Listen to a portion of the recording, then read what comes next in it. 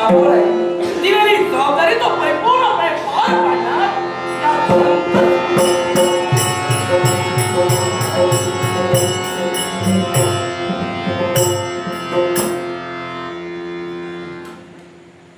आशीर्वाद आशीर्वाद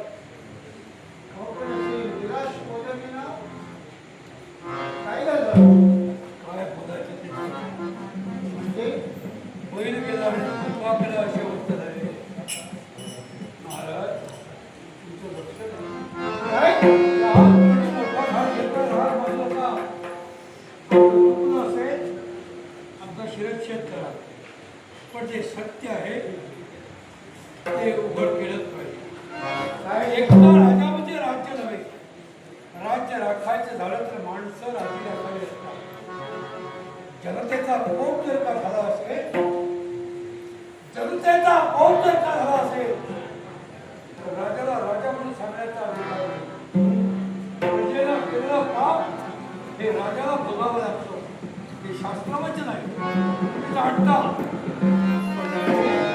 तुमचं लक्ष द्यायचं मी का म्हणतोय आज प्रत्येकाच्या हुकमा प्रत्येक सेवकाच्या देह राज स्थानी आहे त्या प्रत्येक कुटुंबावर दुःखाची अवकाळा पसरली आहे म्हणून काहींच्या मुलांना अन्न नाही तर काहीला कष्ट करून सुद्धा त्यांचं फळ मिळत नाही अशी अवस्था झालेली आहे नाही आणि जो तो म्हणतो आहे मंदिराच्या घंटा कोणी बांधावी असा न्याय चाललेला आहे म्हणजे आपल्या बोलण्याचा अर्थ काय समजावा? महाराज क्षमा असेल त्या शांतीच्या हवाली सेनापती पदाचा अधिकार तुम्ही दिला आम्हाला सेनापती पदातून तुम्ही निवृत्त केलं ठीक आहे आम्हाला वाईट वाटतं अरे तरुण पिढ्या तरुणच आम्ही आता म्हातारे होत चाललो आहोत जनतेला वाटतंय म्हणून तुम्हाला सांगतो हे मासिक जे वेतन आहे ते वेतन आणि त्या वेतनाच्या 40,000 मोहरा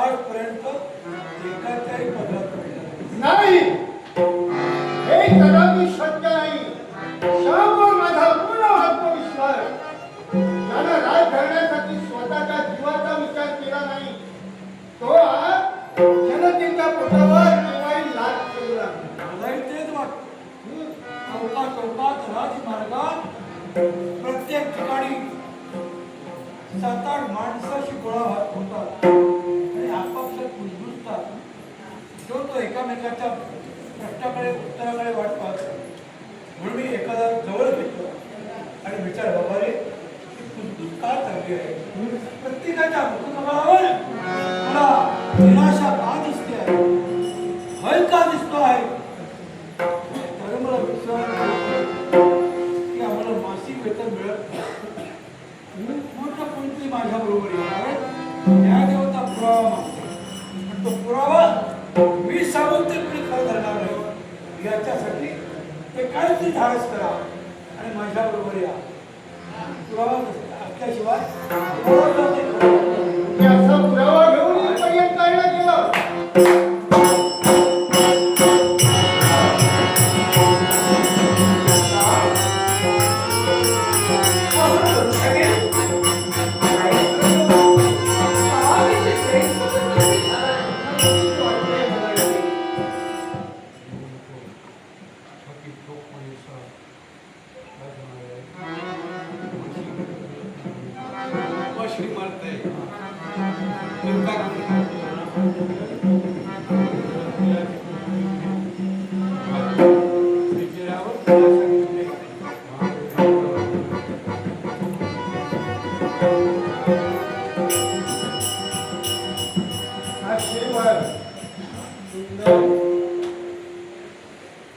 हात जोडतोय तू येऊन म्हणजे महाराज यानं सांगितलेला पुरावा मीच आहे कारण आतापर्यंत मी तुमची सेवा केली प्रत्येक गोष्टीला साह्य आम्ही केलं पण हे करत असताना महाराज आमचा प्रपंच आहे आमची मुलं बाळ आहेत त्यांना वेळी अन्न मिळत नाही याच्यासाठी म्हणून मी तुमच्यापर्यंत आलोय की तुम्ही का दिलं नाही पर्यंत बांधलं आम्हाला.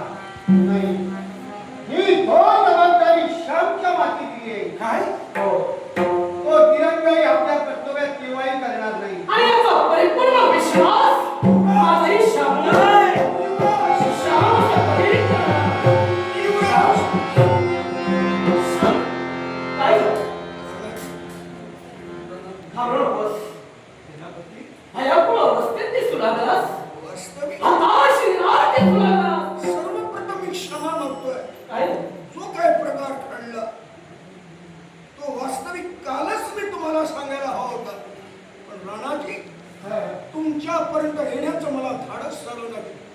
युवराज एकांतात कुठंतरी मला भेटले म्हणूनच मी संपूर्ण मेळीत फिरत होतो, पण माझ्या दुर्दैवानं त्यांची माझी भेट झाली नाही.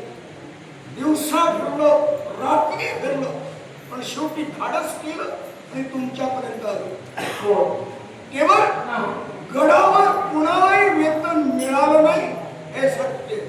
काय बघितलं वेदांत? पण हे कसं शक्य आहे? पण राणाजी या कारणातच वेतन घेऊन मार्गानं मार्गक्रमण करीत असताना अरण्याचा मार्ग, त्या अरण्याच्या मार्गात त्याच अरण्यात जो काय प्रकार घडला जेणेकरूनच 40,000 सोन्याच्या मोहरा माशाकडून गहाळ झाल्या. याला म्हणतात बेजबाबदारपणा. 40,000 पण राणाजी गाळ झाल्या हे माझं दुर्दैव, पण त्यांनी हडप केले नाही. परिपूर्ण विश्वास माझा आहे. मी हडप केले नाही. श्याम असं कधी करू शकत नाही. हा? असा कुणावरही पटकन विश्वास ठेवू नये. का म्हणून? महाराजांचा विश्वास संपादन करायला आम्हाला उभी हयात घालवावी लागली. अगदी खरं. हा काल परवा मोठा आला आहे आणि याच्यावर परिपूर्ण विश्वास ठेवून महाराजांनी ही जबाबदारी त्याच्या माती दिली. पण एक लक्षात ठेवा, काय गरीबालाच असल्या गोष्टीची सवय असते. पोट भरण्याचं साधन स्वप्न लागतं. माणसाला बुद्धी ताकद कोण देतो? धन देते धन. ज्याच्याजवळ धन नाही तो कुणाच्या वाटीला जाणार नाही, पण ज्याच्याकडे धन आहे तो छाती पुढं काढून छाती पुढं काढून बाबा आपलं ऐश्वर्य मिळवण्याचा चंडोलजी, याला तोरण असेल कशावरून? चंडोलजी, मी तुम्हाला विनंती करतोय. विनंती. गरीबाला आपली इज्जत प्रिय असते. नको ते बोल. या गरीबाच्या इज्जतीचे लचके तोडू नका. अरे वा, म्हणजे तुम्हाला काय म्हणायचंय? स्पष्ट उघडपट तुम्ही बोलत नाही. या गरीबाला हाव सुटली म्हणूनच या श्यामनं केवळ त्या 40,000 सोन्याच्या मोहरात हडप केली. माझ्या उभ्या हयाती अनेक कधी मुलाची तक्रार आली नाही. अनेक गोर गरीबाच्या मुलाबाळाच्या पोटावर मारून त्यांना उपवास ठेवून ते करतात. मला जीवन जगायचं नाही. अरे वा, मी स्वाभिमानी आहे राणाजी, खरं सांगतोय. माझ्याकडे काळ झाल्या त्याची मला हाव सुटली नाही. मी त्या हडप केल्या नाही. पण श्याम, माझ्यावर विश्वास ठेवा. मी असं विचारतोय, ठीक आहे तुझ्यावर विश्वास ठेवला, मग तो मोहरा गेला कुठे हे तर तुला माहित पाहिजे होतं. मी शोधाशोध केली. केवळ मार्गात असणारा तो पाणवठा, त्या पाणवठ्यावर काही वेळ विश्रांती घ्यावी म्हणून घोडा स्थिर केला आणि विश्रांती घेणार एवढ्यातच, काय वेळ बसणार एवढ्यातच खोल गरीब एका स्त्रीचा आवाज, थांबा, हा कर्मचांडा कुणीतरी माझी इज्जत लुटतोय. अशा संकट समयी या काळापासून माझं रक्षण करा. हे शब्द ऐकता क्षणी माझी मर्दुमकी झाली. स्त्रीच्या अवृत्त रक्षण करणं हे प्रत्येक पुरुषाचं कर्तव्य आहे. म्हणूनच तिला संकटमुक्त करण्यासाठी महाराज काही गडबडीत मोहरानं किंमत ठेवून राजे, 40,000 सुवर्ण मोहर हे माझं चुकलं, मी मान्य करतो. विचार करा, विचार करा. ज्याच्या पोटाला भूक लागली आहे ना, तो पोट भरतेवेळी पाप पुण्याचा विचार करत नाही. हा घराचा मुकेला एका कोणाकडे पळवीची किंकाळी आहे, पोट विश्वास ठेवी आणि समजा किंकाळी आली असेल, घटना सत्य असेल म्हणून महाराज बेजबाबदार वागणं हे शोभलं का? एवढ्यानं संपलं नाही. म्हणून आवाजाच्या दिशेने गेलो. संपूर्ण गर्द साडीत त्या खोल घरी मी शोधाशोध केली. पण कोण कुठली बाई, कोण कुठला नागान, कुणीच नाही. बराच वेळ माझा वाया गेला आणि शोधाशोध करीत असताना माझं मला कळून चुकलं की नक्कीच हा भास झाला. म्हणूनच मी पुन्हा आलो आणि पाहतो तर मोरा नाही महाराज, मोरा नाही. तेव्हा माझ्या घरी आलं. कुणीतरी माझ्या पार्टीवर होता, कुणाचा तरी माझ्यावर नजर होती आणि त्या 40,000 मोरा हस्तगत करण्यासाठी कुणीतरी नादारानं केवळ एक हत्ती जर का मिळाला असता, उभा चिरला असता, त्याच्या प्रेताची पाठ खडी केली असती. पण दुर्दैवानं मी मिळाला नाही. ऐका माझ्या ऐका, ही नाटक बंद करा आता. म्हणजे याला काय म्हणायचंय? पुरावा भेटल्याशिवाय आपण जमणार नाही. याला कारण आहे, हा सांगतोय याचा विश्वास कसा कसा ठेवा याच्यासाठी आपण एक करूया. काय पुरावा आपण शोधाशोध करूया. शोधाशोध करूया. घराची झटकी घेऊया आणि त्या मोरा कुणी गेल्या, कुठं गेल्या त्याचा शोध घेऊया. हा सांगतो ते खरं की खोटा याची शहानिशा झाल्याशिवाय न्याय होणार नाही. काही हरकत नाही.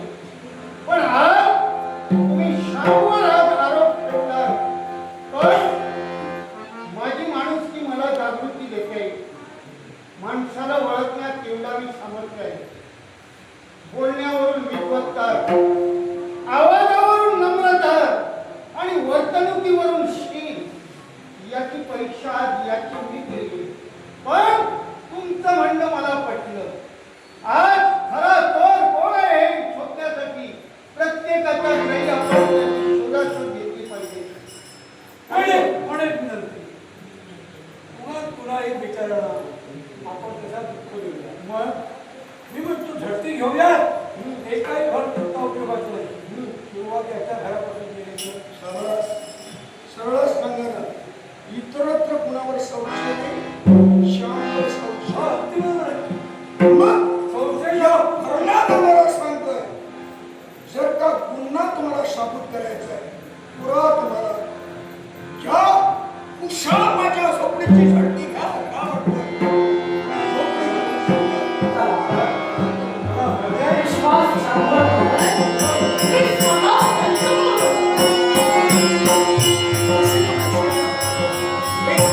मी स्वतः याने माझ्या कलागुणाचा गौरव करण्यासाठी लाख वेळाचं लक्ष दिलेलं त्यांना धन्यवाद.